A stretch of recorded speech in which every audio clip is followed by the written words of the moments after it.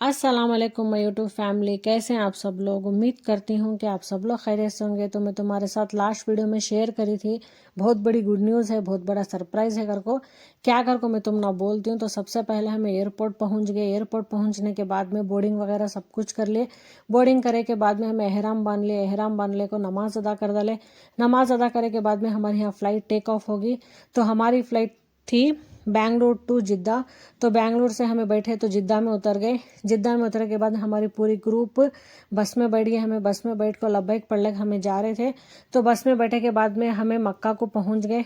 तो मक्का को पहुंचते समय सबसे पहले हमें होटल में चले गए। होटल में जाकर फ्रेश वगैरह हो गए। फ्रेश वगैरह होकर खाना वगैरह खा लिए। हमें खाना खाने के बाद में हमें जल्दी पहुंच गए थे, तो इस वजह से थोड़ा सा रेस्ट करें। हमें रेस्ट का तो सोए नहीं थे। हमें ईशान की नमाज का इंतज़ार कर रहे थे। तो ईशान की नमाज होगी। तो ये देखो मक्का टावर है। तो खान साहब हम कुछ कर ले को थे।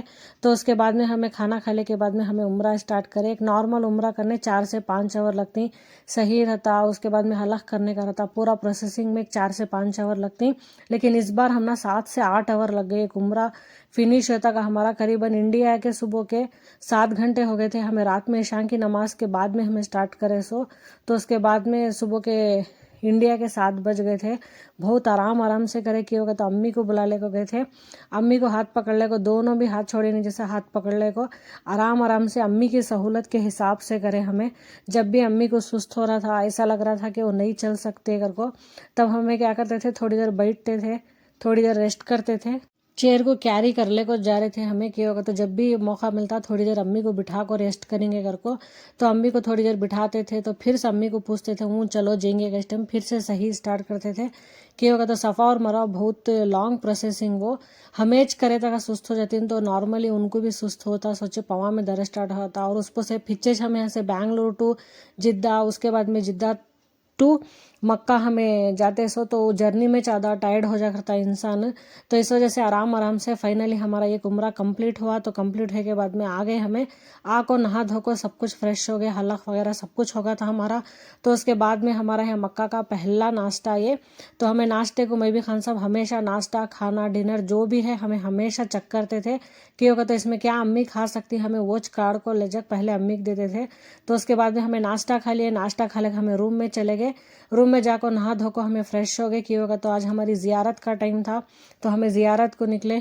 तो ज़ियारत करने गए। इस टाइम पर इतनी ज़्यादा धूप थी, इतनी ज़्यादा धूप थी तो मैं सूझ भी सकते नहीं। इंडिया की धूप कई को भी नहीं करना, उतनी ज़्यादा धूप थी। हमें छतरियाँ भी ले गए थे, फिर भी धूप को कंट्रोल नहीं कर सकते कि होगा। तो हवा नहीं, ओवर गर्मी ज़्यादा, तो बहुत ज़्यादा गर्मी थी। करीबन 50 डिग्री की गर्मी थी सो। तो इस वजह से बहुत बहुत ज़्यादा थक जा रहे थे हमें।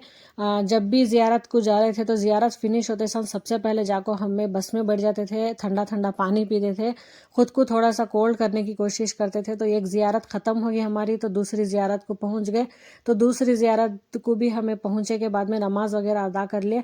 अदा कर ले को ज़ियारत कर ले। ज़ियारत कर ले के बाद में अभी जब भी हमारी ग्रुप वाले अभी नमाज हम पढ़ने को थे, तो इस वजह से हमें क्या करे, कबूतरंग को चारा डालेंगे घर को।